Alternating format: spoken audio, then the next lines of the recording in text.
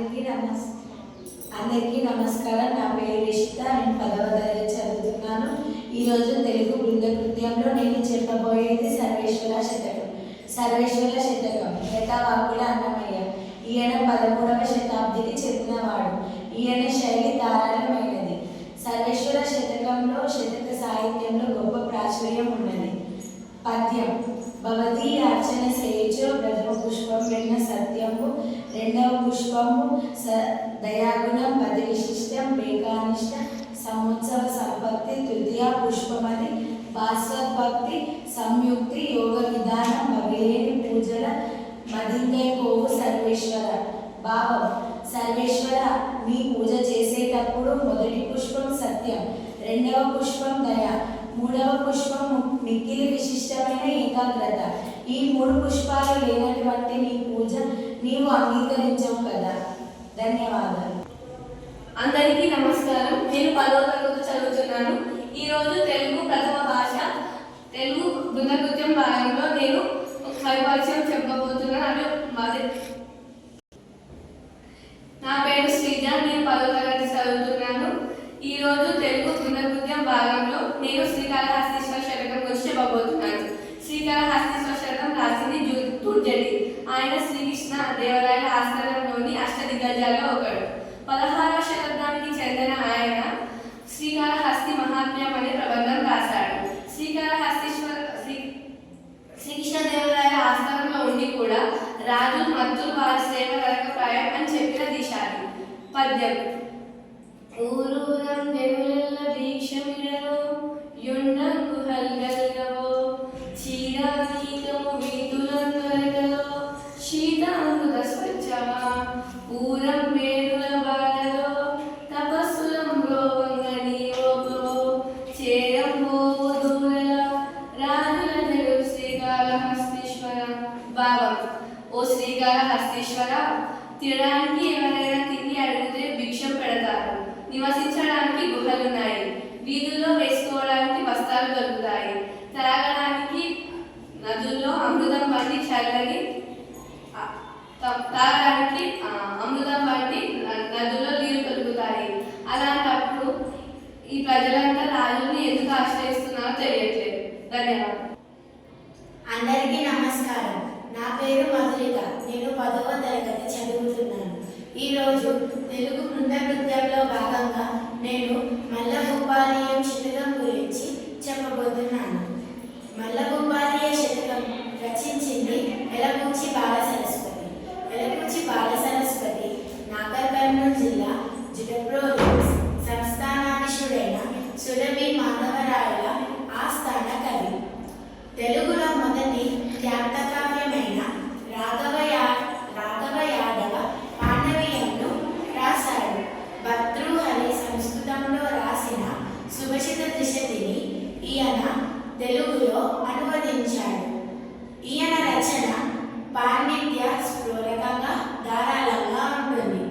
పద్యం: సిరిలేకైన విభూషితుండు యయి బాసిల్లు గుదుండౌదరన్ గురుపాదానది కేలని చెవులందు మింకి వక్త్రంబులన్ స్థిర సత్యోక్తి భుజంబులన్వి జయమును చిత్తంబులన్ సన్మానోహర సౌజన్యము కలిగినన్ సురభి మల్ల నీతి వాచస్పతి. భావం: నీతిలో బృహస్పతి అంతటి వాడైన ఓ సురభి మల్ల గోపాల, శిరస్సునకు గురుపాదానకు నమస్కరించే గుణం, చేతులకు దానగుణం, చెవులకు శాస్త్ర శ్రావణం, నోటికి సత్యవాక్కు పలికే లక్షణం, బహువులకు విజయము, మనస్సుకు సౌజన్యము వంటి లక్షణాలు కలిగి ఉన్న పండితుడు ఐశ్వర్యం లేకుండా ప్రకాశిస్తాడు. ధన్యవాదాలు. నమస్కారం. నా పేరు చందన. నేను 10వ తరగతి చదువుతున్నాను. ఈరోజు తరగతి నృత్యంలో భాగంగా నేను నరసింహ శతకాన్ని చెప్పబోతున్నాను. నరసింహ శతకం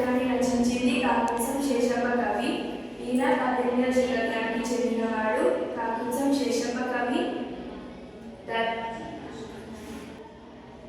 జగిత్యాల జిల్లా ధర్మపురి నివాసి.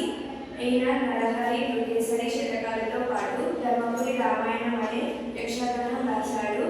ఈయన తన రచనల్లో భక్తి తత్పరతతో పాటు తాత్విక చింతన మరియు సామాజిక స్పృహ కనిపిస్తుంది. మరియు తెలంగాణ ప్రాంతాల్లోని జానపదులు కూడా నరసింహ శతక పద్యాన్ని అలవోకగా పాడుకుంటారు. ఇప్పుడు నేను నరసింహ శతకంలోని సీస పద్యాన్ని చెప్పబోతున్నాను. హరిదాసుల ఇంద్రాలకు నిరజాలు సకల గ్రంథములు చదివినట్లు భిక్షమీయంగా తప్పింపకునే చాలు జేముటి దానము చేసినట్లు మించి సజ్జల్లో అర్చింపకునే చాలు నింపుగా బహుమానం ఇచ్చినట్లు దేవతా గ్రహములు తీయకునే చాలు గనక కంపపు గుళ్ళు కట్టినట్లు ఒకరి వర్షాశనను ఉంచకున్నా చాలు వేరు రీతిగా సత్వములు పెట్టినట్లు భూషణ వికాస శ్రీ ధర్మపుర నివాస దృష్టి సంహార దురిత దూర. ఇప్పుడు ఈ పద్యంలోని తాత్పర్యాన్ని నేను చెప్పబోతున్నాను. అలంకారాల చేత శోభించేవాడ, ధర్మపురి క్షేత్రంలో వెలిసినవాడ, దుష్టులను సంహరించేవాడ, పాపాలను దూరం చేసేవాడ ఓ నరసింహ. విష్ణు భక్తులను నిందించకుండా చాలు సకల గ్రంథములు చదివినట్లే భిక్షమిచ్చేవాడిని ఆపకుంటే చాలు అది దానం చేసినట్లే సజ్జనులను మోసం చేయకుండా ఉంటే చాలు గొప్ప బహుమతిని ఇచ్చినట్లే దేవతా మానవులను ఆక్రమించకుండా ఉంటే చాలు బంగారు ప్రతిస్తంభంతో కూడిన గుడి కట్టించినట్లే ఒకరి వర్షాశయము అంటే ఒక ఏడాదికి సరిపడే భోజనాన్ని ఉంచకుండా చాలు తన పేరుతో అనేక సత్రములు పెట్టించినట్లే అవుతుందని ఈ పద్యం యొక్క భావం.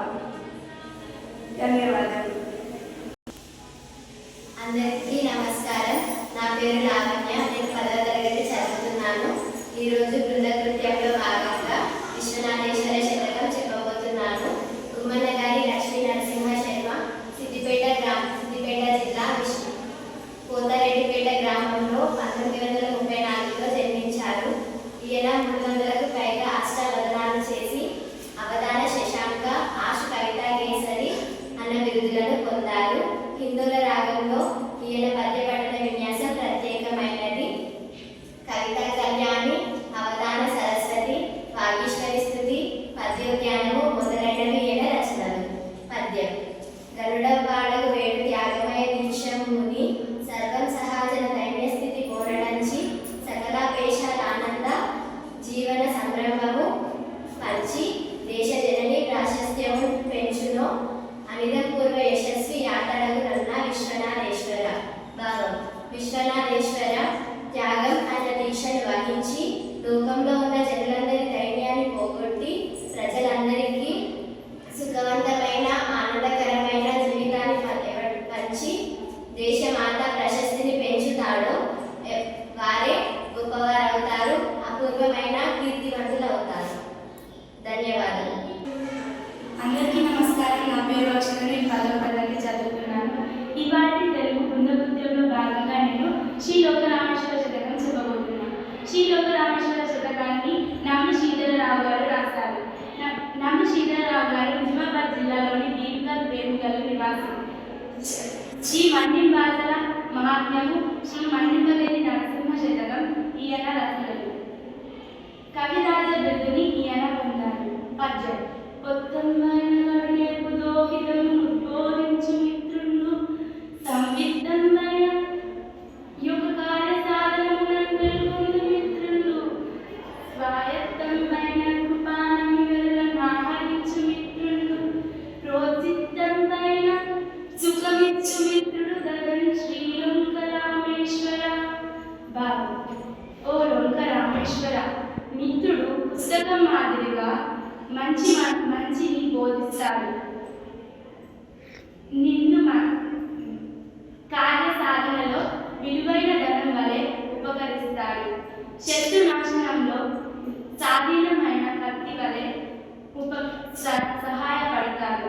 నిండు మనస్సై సుఖాన్నిస్తాడు. ధన్యవాదాలు. అందరికీ నమస్కారం. నా పేరు ఐశ్వర్య. నేను 10వ తరగతి చదువుతున్నాను. ఈరోజు చెప్పబోయే ఈరోజు భాగంగా బృంద నృత్యం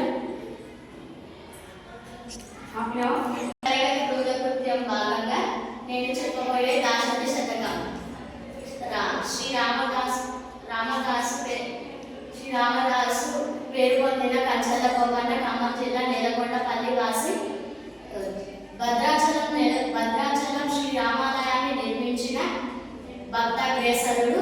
భద్రాచలం శ్రీ రామచంద్ర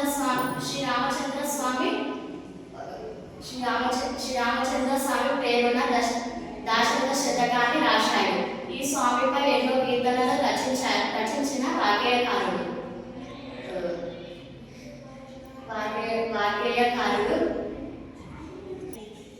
పద్యం. బండర భీము దాంతులన బాంధవుడు ఉజ్వల మానవుల పూరణ కళా ప్రచండ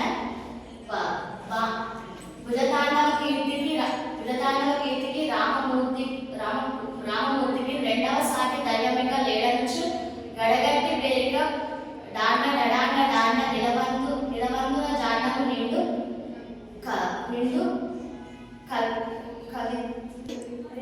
నిండ మత్తవేడ అన్నము నెప్పి చాటెదను దాశరథి కరుణామయోనిధి.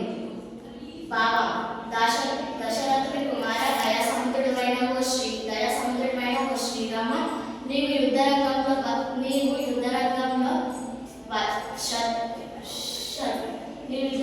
శత్రు భయంకరులకు దుఃఖాల పాలిట బంధువు కాంతివంతమైన బాణాలు అమ్ముల పొది కోదండ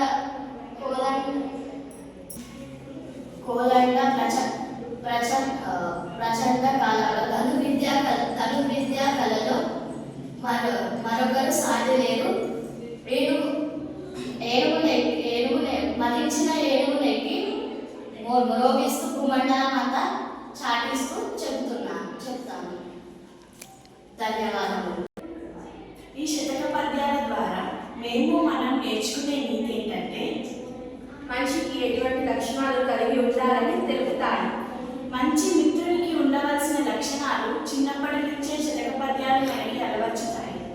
మనిషికి మంచి లక్షణాలు మంచి గుణాలు అలవర్చుకోవడానికి తెలుపుతాయి. త్యాగగుణం ఎలా ఉండాలో శతక పద్యాలు నేర్పుతాయి. వినయం మరియు వివేకం నేర్పుతాయి.